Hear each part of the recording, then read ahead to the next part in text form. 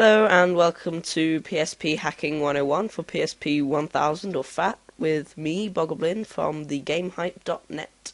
I'm going to be showing you how to hack your PSP 1000. Here's what you'll need. First, you'll need your PSP. Then you'll need your ordinary memory stick. This can be any memory stick that will work with the PSP. Then you'll need a SanDisk Memory Stick Pro Duo.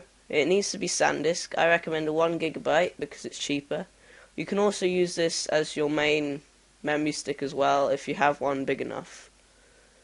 You don't need that much space, but it's advisable that you have a lot if you're going to hack your PSP. Then you'll need a Pandora battery. You can get these online in many places. I'll put some links in the sidebar. I got mine from Amazon.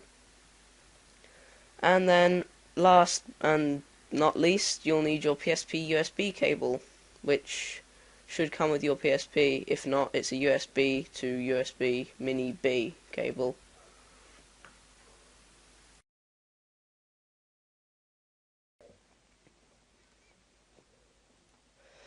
Download the attached file and open it up in WinRAR. It should look something like this.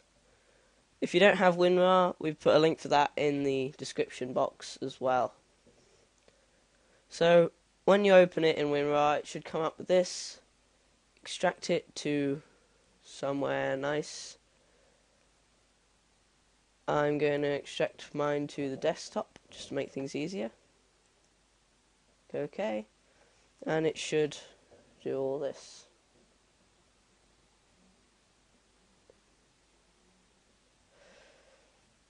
So then we can get on to the next step. Put in your SanDisk memory card and connect the PSP to your USB. So, once your PSP is connected, open up the memory stick folder, well, the drive. On my computer it's drive G. Then you can get into the MMS file, which has these 3 folders and files in it. Also, if your memory stick isn't empty from the beginning, then delete all the stuff in it or format it from your PSP. So drag these in, and that should take a minute or two. Now I've done that, we need to open up the PSP grader file that came with the RAR file that we downloaded before. Once you've opened it up, it should look like this and have this PSP grader light set up. Open it. My PSP grader is already installed, but follow the installer and then it should make a shortcut on your desktop. When you open it up, it should look like this. Now, what you want to do is, in the select trigger button, none, and select your memory stick. Mine is drive G, as I said before, but yours may vary. Then click inject IPL only. And it should do all this. And it's all done.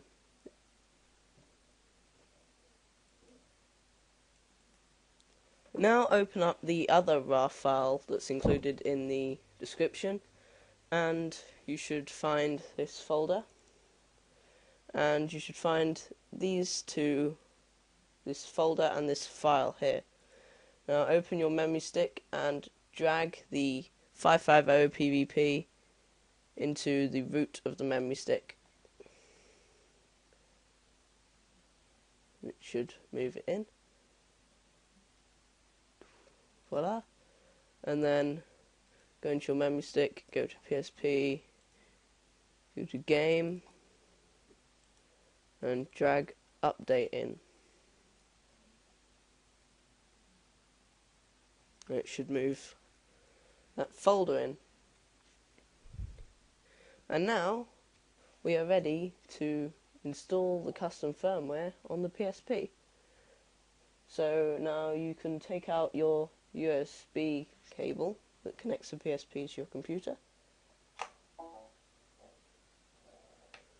and let's go with the hacking process. So now you're ready to hack your PSP.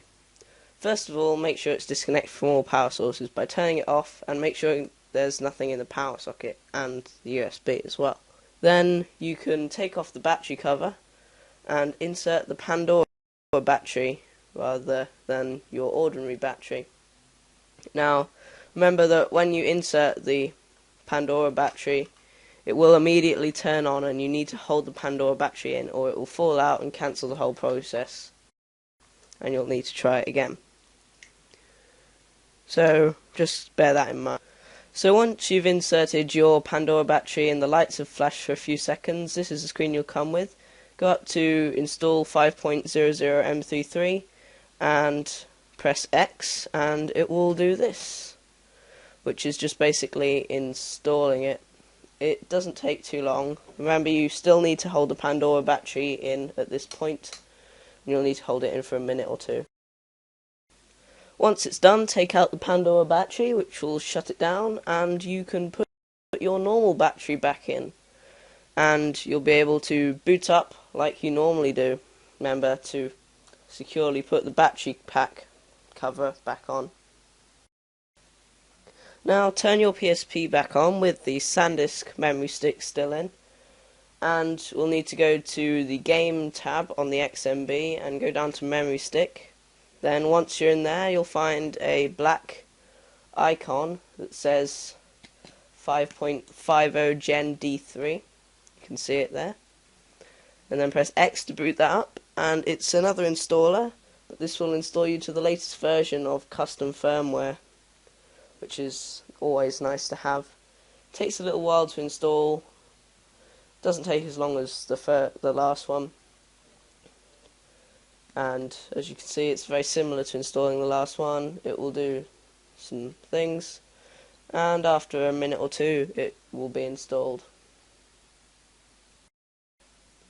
Now all done, we can shut down from that installer by pressing circle, and once you boot up again afterwards, you'll be able to play it just like any normal PSP, but it will be able to run PSP homebrew games and PSX e-boots, which you can quite easily create using programs. Anyway, yes, the PSP is now easily manipulatable, and you'll be able to do all sorts of stuff with it. Hope you enjoyed this tutorial and hope it helps. Bogoblin from the Tech Hype. I'll see you soon for another tutorial.